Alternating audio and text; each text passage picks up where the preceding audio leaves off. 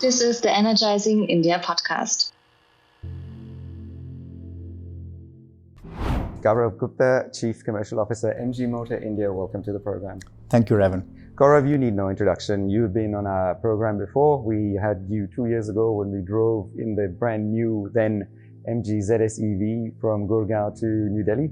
A very informative talk that we had together, and welcome back on this program today when we're going to talk about a launch of your new electric vehicle and many other findings that MG has had in the 2 years here since. To start the show then, Gaurav, I'm interested. It's been 2 years since we met.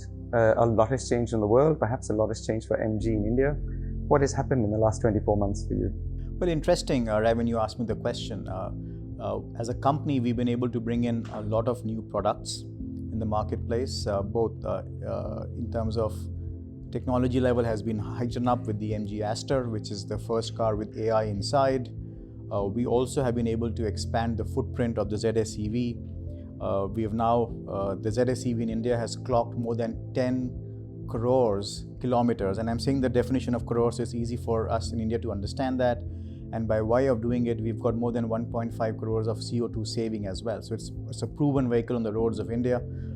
That has given us a lot of confidence in expanding the EV portfolio, and stay tuned. We are going to be bringing in MG Comet, our soon to come vehicle in the marketplace. Additionally, we've been able to collaborate and partner with a lot of ecosystem partners for the electric vehicle industry, with partnerships with BPCL, also with GOPP to put up public charging infrastructure. We have partnered on battery recycling as well with Attero. In fact, we have been the first one to recycle an electric car lithium-ion battery in India, right with our partner Attero, close to Delhi in a place called Roorkee. In addition to that, we've just recently launched the all-new next-gen MG Hector, which has been our flagship model, which has kept us busy as well, and we're looking forward to some good momentum in the car as well this year. We have been plagued with a lot of shortages over the last 2 years, specifically for our brand in terms of chips and semiconductors. A large part of that is behind us now, but hopefully we don't have to face the situation again. So the momentum is good as we speak. We've on the product side, on the ecosystem side as a company, I would be missing out if I don't talk about the core pillars of diversity in our organization. And we are targeting to hit a 50% diversity target by the end of this calendar year. To wrap it up, we started the year 2019 when we did half year of business with this close to about 18,000 cars. We clocked last year close to 50,000 cars in a year of COVID. And I think that momentum has kept us charged up and looking forward to a good year in 2023. Excellent. You talked about the launch of the Comet, Gaurav, and Rajiv Chaba, the CEO of MG Motor, when he was featured on the Energizing India podcast, I think it might have been 9 or 10 months ago, teased the concept of a second car that's going to take on the Tata Bastion of sub 10 lakhs, which I expect is going to be the Comet, and we'll talk about that in a second. But before that, the MG ZS EV is a popular car, has had no problems on the road in India. People love it. The community talks so widely about it. How many are on the road now in India? Yes, interestingly, last year we sold close to about 48 to 50,000 cars overall as MG in India. And close to almost 10% of that, you would say about 9%, 4,500 ZS EVs were sold in last calendar year. That would be a good number to look at. We are almost on the border of about double-digit percentage of our annual sales. But of course, cumulatively, when you look at from 2019 to 2022, the 3.5 calendar years put together, that would be about 140,000 MGs on the roads of India. But then it would not be fair to look at ZS EVs which were sold because one, the car came in 2020, just at the start of COVID. We of course had a supply situation of the battery and also the buildup in the country. But as we speak, we are very bullish on the year 2023. And before I talk about MG, let me just give some industry statistics to you. Last year, passenger vehicle industry in India closed at about 3.8 million units. And in the passenger vehicle industry, the electric vehicle passengers were close to about 47,000 odd units, so 48,000 units. We are expecting that this calendar year, this will almost go up to 4 to 4.5 times, bordering somewhere between 150 to 200,000 cars. So that is the kind of quantum, aggressive growth that this industry will be seeing. And I think it's going to bring a smile to everyone, because with more EVs on the road, you're going to see a cleaner environment as well. But it also gives an entire boost to the entire sector of EV growth. Why would this happen?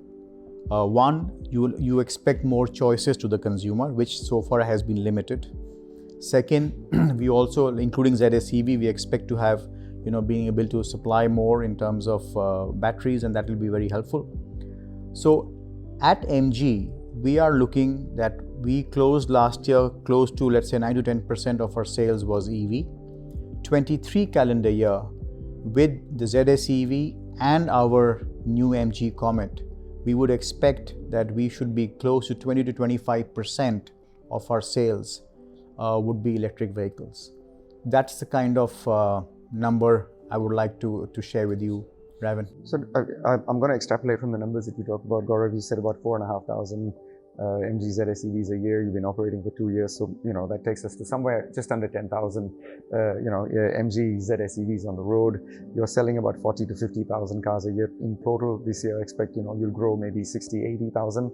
And so if you say 20-25%, you're talking about actually doubling the number of electric vehicles you're selling per year on the road. So that's incredibly exciting. The number I took away from the global extrapolation that you did of the industry was 150 to 200,000 EVs will be sold in India this year. And what's interesting is if you were to take one of the highest EV penetration countries in the world, one of the Scandic countries, that would be about the number they sell a year. So we are going to be selling in India electric cars, which are equivalent to a country in Europe or more, with a very high level of electric penetration. Does that worry you? Because the charging network has not caught up, and so everyone's going to be doing this in home charge AC mode, because clearly the highway network has got some way to go in the next 24 months before that whole concept of highway range anxiety or distress disappears. Global study also tells us from the markets where you've got a higher EV penetration that almost 80% to 90% of consumers' usage for an EV is sufficient with the home charge. Why is that? Because an average driving ranges between 30 to 45 or 50 kilometers at best for a family. And so per day, per day, right? So with the range of about, let's say the threshold range should be, let's say, 200 kilometers for an urban commuter, going up to 400 or 500 kilometers depending on the battery size.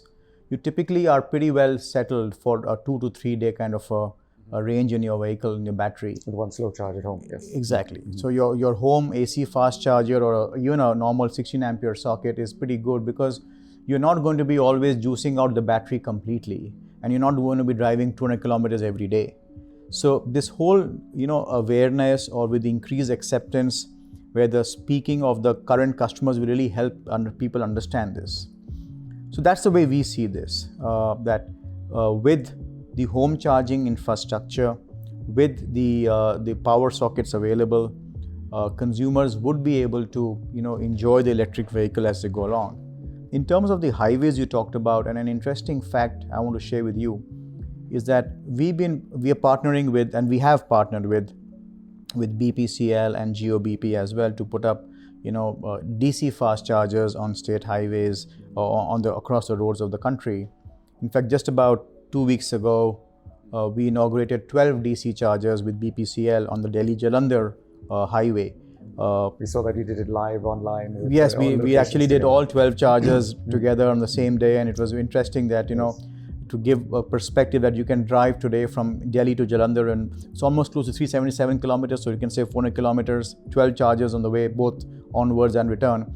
So highway chargers, actually the usage is very low right now. Actually the numbers are less than 3 to 4%. So the charging infrastructure, if you ask me, Ravin, the growth in DC fast charging network is actually much higher than the population that wants to utilize those services. Utilization. There are pockets where you have high usage, certain roads are there, but overall I'm very confident that the DC charging on the highways is going to increase and going to be more than sufficient as we build along.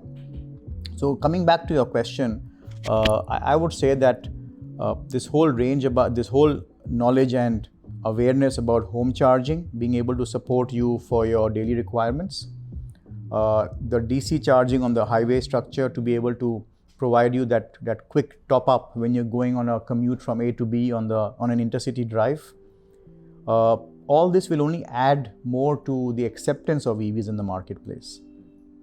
A key factor, maybe we'll talk about it today also, is the cost of ownership of an EV, which really drives a very interesting case fact in the situation where we are seeing rising fuel prices.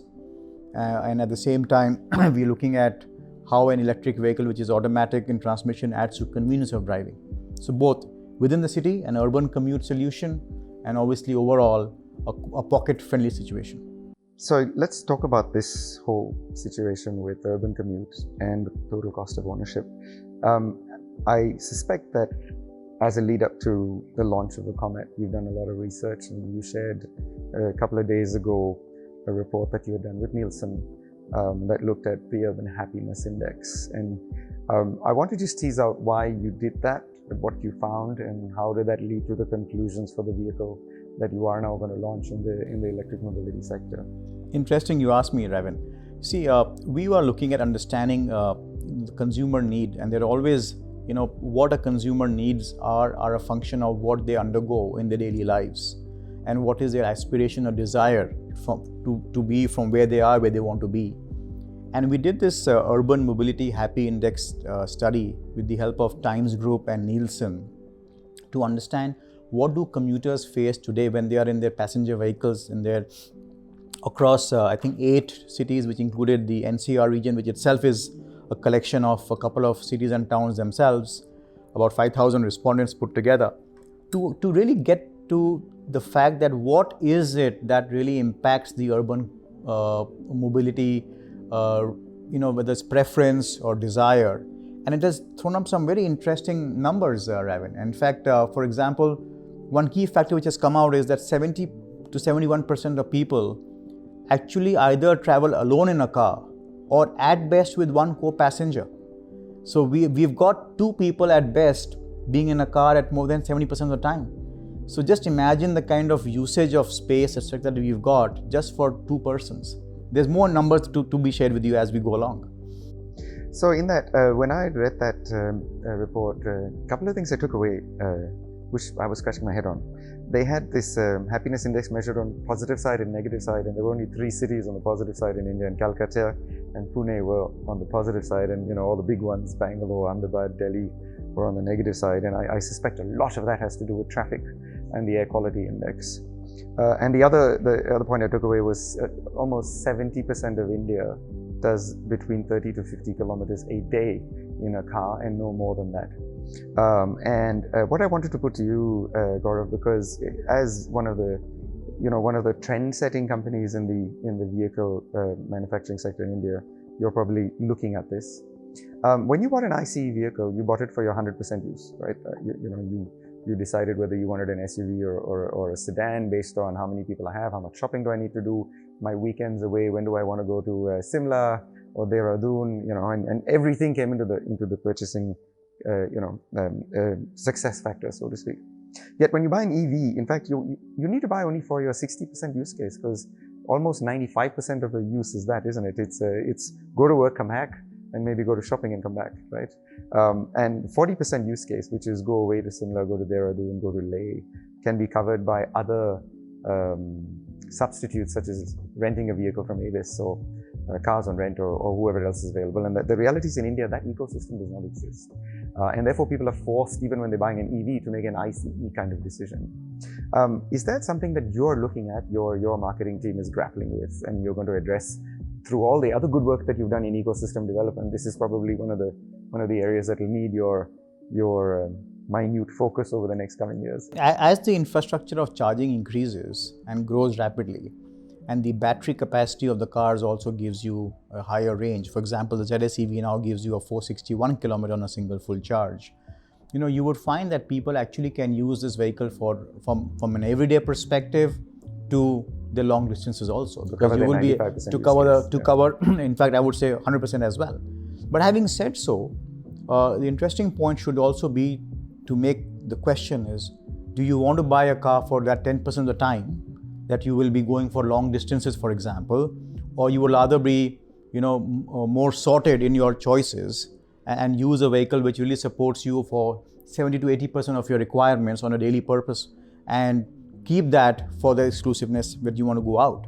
So the EVs can provide you both the flexibility, and depending on the size, form, capacity of the battery, you could say I'm looking at it for 100% or 80% or 70% of my usage. So it becomes a much more wiser choice where you have to evaluate both the options. So tell us exactly how the Comet will actually address these issues of range, parking. How did you arrive at that vehicle, and what does that vehicle do? So a bit early to talk about the vehicle right now, Ravin. We haven't yet unveiled or launched the car in India. But if I look at correlating it to the survey that we did with Times and Nielsen, you are looking at a couple of factors. One, you're looking at an environment factor, therefore it's an electric. You're looking at convenience and comfort, it's an automatic. You're looking at making it a form which can be helpful to you for your parking and zippiness, and an agile vehicle, it will give you that solution also. We are looking at a decent range which can support your daily requirements. We are looking at pricing it between 10 to 15 lakh of rupees. So therefore you get a package which supports you completely, in terms of automatic, in terms of electric, in terms of connected, obviously, easy to maintain, cost of ownership always is going to be low for electric, running costs will always be lower. So all this package together really helps to address these concerns. And the UMH study that we've done, it kind of supports it. So our belief gets actually strengthened with the survey results, which talks about the urban situation or traffic. And mind you, urban doesn't mean only metro. Urban is beyond just the tier 1 cities. So today when you see, let's say, a Jaipur or you see a Nagpur, you have traffic situation there also. True, absolutely right. I'm going to ask you a few questions that kind of address the elephant in the room on this one. And I'll come at it from two completely different angles. The first one is, since we last met over the last 24 months, when there was only 3 electric vehicles, there was yourself, MG ZSEV, there was a Kona, and the Tata Nexon. Tata Nexon then upgraded to try and get to your kind of range with the Max, and then there's been a plethora of launches. And funnily enough, a majority of them have been in the top end of town. There've been the BMW, the Mercedes-Benz, the Volvo, the Kia EV6, the Hyundai Ioniq. There hasn't been a lot in the sub 25 lakh. In fact, it was only Tata with the two vehicles that it launched, and then along comes MG with another vehicle there. Is there a reason that you chose that? Is it because of the sparse nature of competitiveness in that sector, or was it really around what the Nielsen study showed in terms of the happiness index, and so you're being really driven by addressing what seems to be the requirement of the people rather than a price point? So I think it's more to address what consumers need, and we've seen that urban requirement does require a vehicle which is able to support what I just mentioned. And the UMHI study actually reinforces our selection process. So to me, it's a factor about providing a within grasp or within reach electric vehicle for our commuters, backed by technology that we really stand for, and we think it'll be a winning combination therefore. So the second elephant in the room that I want to address, and I'm not making a comparison to these, I'm just drawing the historic parallel. There have been a number of companies that have tried to create an urban mobility vehicle in India. Right? The first one was in the mid-80s with the Dolphin, the fiberglass car that came out of Bangalore. After that, you had the Reva in its first and second avatar. You had the Nano. Bajaj has been trying to launch something, a quadricycle, the Qute, for a while. It's been a very difficult sector in India. Tata is clearly at a price point. You're coming at a lifestyle, urban mobility solution, so to speak. But that's been a sector fraught with failures. Yet what I get from you is an energy of incredible confidence. You really know where you're going with this. So tell us, how you're different and why the confidence. I wish I could show the car to you, Ravin, but right now we are not in a state to reveal that because we're going to just wait for a couple of more weeks for that. But we believe that the urban owner today, the commuter today has really evolved now. And they're able to really look at things in a perspective which makes sense to them. And in the earlier models you mentioned in the past, probably the way to look at it was India ready for that, number one. Did we evolve as a country between then and now? The answer is yes. Are the people making choices today for themselves rather than follow a mentality? The answer is yes. People look at differentiation. People look at the younger generation in particular, I would say, is very much sorted in the way they make decisions about their life, whether it's a career, whether it's their dressing sense, where they spend time, with whom they spend time, how they spend time. So I think there's a lot of individuality which is coming in now, which really gives the confidence about the selection of an urban solution for the generation. So we believe that a smart electric vehicle, which is able to appeal to a wider set of people, address the UMHI study that has been supporting, that is really supporting this entire selection process. At the same time, the country has also evolved towards electric. So the earlier choices that you had, I think they were ahead of time, if you could say that. Now that we are all leading to conversations today in an evening get-togethers about electric. So conversation drives and eventually leads to commerce. So we believe that an urban solution or a smart electric vehicle, rather I would say, will really be the way that India should be moving forward. And definitely we are very bullish to be able to take this on and move forward with it. So one of the problems that we have seen as an industry, so whether it's yourselves as car makers, ourselves as being in the charging end, is India is a highly urban density population. People live in apartment blocks, and apartment blocks in India are not professionally managed. They're managed by RWAs, and getting RWAs to accept AC charging points in the car park has proven to be a big issue. And also having curbside charging is another big issue. In Bombay, you need 17% permissions just to get a curbside charger. And I'm sure that would be the same in many cities around India, just because you interface with police, grid, municipality, just too complicated for India. So, yet you're going to be selling 10 to 15,000 of these cars and a similar number of your other model, 30, 40,000 cars a year that are electric.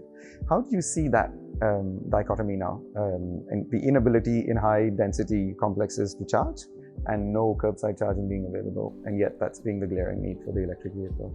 In fact, we studied this earlier as well, and we have an MG, with the ZS EV, we have a 6-step charging process. The cable comes with the car, we put a charger in your house, we've got DC chargers in our showrooms and workshops supporting system, we've got an intercity system to support charging.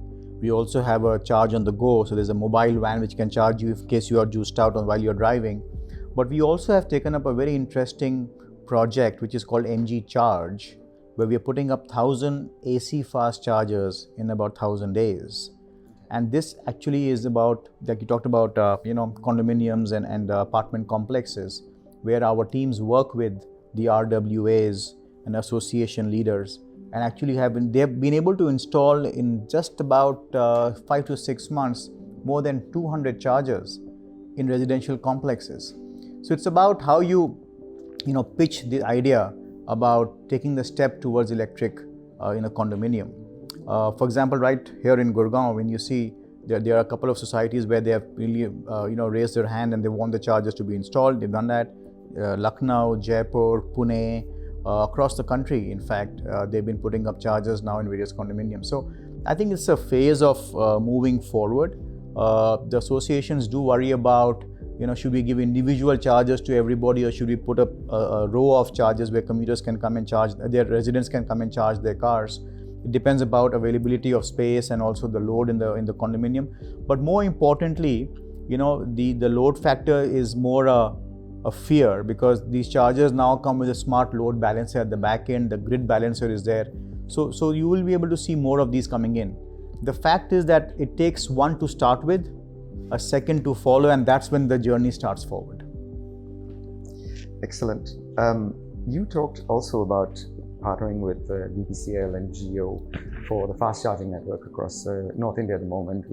No, it's actually across the country. We're also working on a corridor in South India. We're looking at all the 4 quadrilaterals, north-south and east-west corridors, and the golden quadrilateral as well. So Chennai to Bangalore, as well as on Bangalore, Goa is also work is in progress. So pan-India actually. So Can you talk about how you ended up choosing BPCL and Geo? So you've got a large public sector organization that's a fuel company, and then you've got a Geo, which has got the promise eventually to be one of the dominant players in India in EV charging, simply because they're part of the Reliance world. But yet there are some 43 charge point operators in India. Some very small, some startups, some energetic, just like MG, and some growing fast. How did you narrow down to these two? Because they're opposite choices in some ways, isn't it? Actually, the reason is, we're looking at what is required for the commuter perspective, and both the companies really have their own trajectory in this direction. BPCL itself, is moving towards, newer ways to be able to move forward. In fact, BPCL during their IPO and during their the Navratna was moving towards Bharat Power instead of Bharat Petroleum. So there is that entire journey which is moving towards more than fossil fuel itself. And their plans that when we shared and we discussed the plans, it was quite complementing in their approach to supporting electric vehicle support system, and in the future other fuels also. Likewise for GOBP, they are committed towards expanding the footprint of electric vehicle charging in the country. They have their own stations coming up as well. They've got points across highways, strategic points, which are going to be also multiple centers for convenience, restaurants, etc. It's going to be like a typical pit stop on a highway. So when we looked at both these companies' operations, our views, in fact, we are grateful to them also to be able to accept our partnership, because it's not about us choosing, but it's also about us being accepted. And that's where the two partners came in together, and kind of the marriage of the ideas, objectives, and then most importantly, aligning to the implementation plans. So are all automotive OEMs working in cohesion to facilitating a charging network and working with RWAs? Or do you find that you are, in effect, way ahead of everybody else because this is just your vision and your energy and your passion to be the leading electric vehicle player in India? I would like to believe the latter, Ravin, but I will not be able to comment much about how and what the plans are for the other players in the country. But we want to do our bit in this area, and we see ourselves as being committed to the area of electric vehicles. So the faster the ecosystem develops, and then secondly, the more choices consumers get with different brands, the momentum of the electric vehicle penetration will increase in the country. And then we are keeping our numbers to what the government is also targeting, 30% of EVs by 2030 towards the net zero direction of the government. So we are hopeful that shall continue. So let's tease that subject a little bit more, because clearly you're going to have many more cars launched if we are to get to that target. Tata is working towards having an ICE and an EV availability on all of its vehicles. Mahindra has launched 7 new vehicles that will be completely EV. Your parent organization, SAIC, has an incredible amount of electric vehicle offerings, right? China is one of the world leaders, or is the world leader in electrification for mobility. Do you have plans for a full range of EVs? Is the Hector going to be an electric platform? Do you have other electric cars coming in 23 or 24? So I think fundamentally moving to EVs really will help our oil pool deficit to also get under control. At the recent Auto Expo here in Noida, we had displayed a range of electric vehicles, pure electric vehicles, plug-in hybrids, and also a hydrogen fuel cell vehicle. And all those vehicles were actually production-ready cars and not concept cars. So yes, we are evaluating additional portfolio entries, to support our existing portfolio in the country. And definitely, we see that there is a lot of potential to grow in the EV space as we go along. So I'm going to put you on the spot here, Gaurav. I'm going to ask you what kind of car you drive. Oh well, the lucky part is that coming from the home of MG, we have a choice of vehicles to choose from a personal perspective. But the ZS EV is the vehicle that me and the family both love. Just the driving pleasure, the comfort, the silence on the road, and more importantly, you don't feel guilty of driving that extra bit, because every extra kilometer you drive, you actually are helping for the air to get cleaner.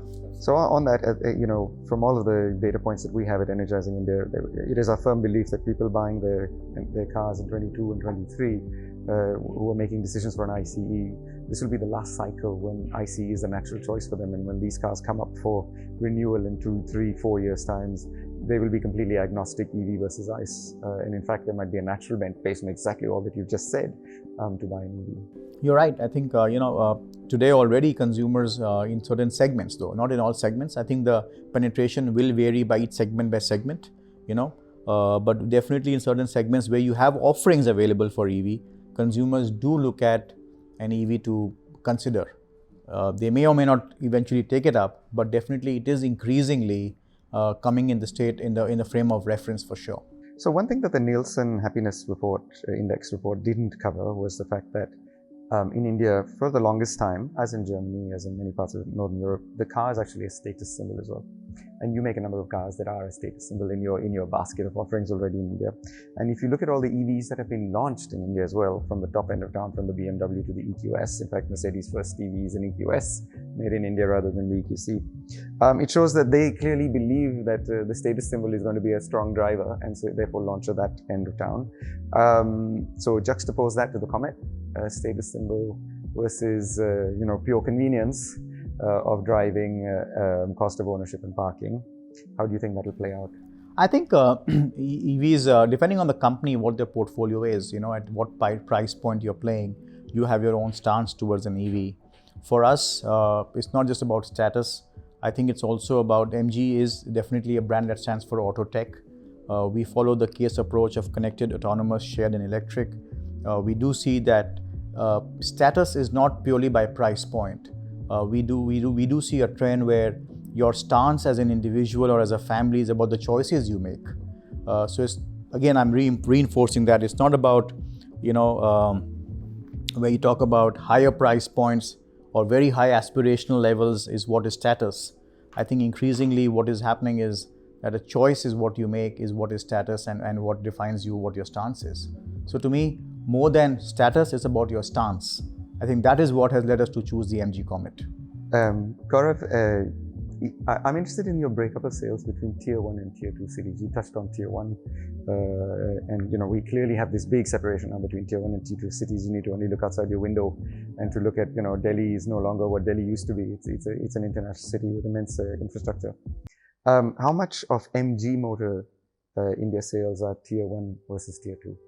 I think we follow the industry pattern, Ravin, typically. So it will be, unfair on my part to really call out Tier 1 and Tier 2 separately. And also, how do you define Tier 1 and Tier 2? Depending on the fuel types and the size of the vehicle. So we would look at it overall as a 50-50 in our numbers, 50% Tier 1 and 50% Tier 2, because Tier 2 really is actually an amalgamation. If you see, it extends to Tier 3 and Tier 4 also altogether. So, Gaurav, I'm going to ask you this question. We asked you this last time in your car as well. It's a question that we ask at the end of every podcast. I watch out now. And I have to apologize for the very frivolous nature of this question, but it always brings out a beautiful, clear answer. And so the question is this, Gaurav, if you had the opportunity to be Prime Minister of India for one day, just one day, and could make any decision you want to foster faster implementation of electric mobility in India, today, in 2023, what would that decision be? I think to sustain the policies that we have and not change them in the midterm. So to give them a stable policy time frame. Stable policy framework. So by that you mean the FAME policy or the PLI policy? All of it. You've got state governments providing benefits from an RTO registration perspective. You've got the production incentive which is coming in to help the ecosystem come up. You've got the advanced cell chemistry policy to support and development of battery technology within the country. So all this to be sustained and for a defined period of time. Excellent. Gaurav, you work for a company that is very refreshing. We always enjoy coming here to talk to you because you guys are so far ahead of what everybody else is doing. And we love the fact that you engage with industry and want to make a difference. Always a pleasure. Thank you so much for having me at the time. Thank you, Ravin. Always a pleasure. And I actually enjoyed talking to you. And, and I must say that you guys really pose some tough questions. It makes you think a bit more. Thank you. Thanks very much, Gaurav.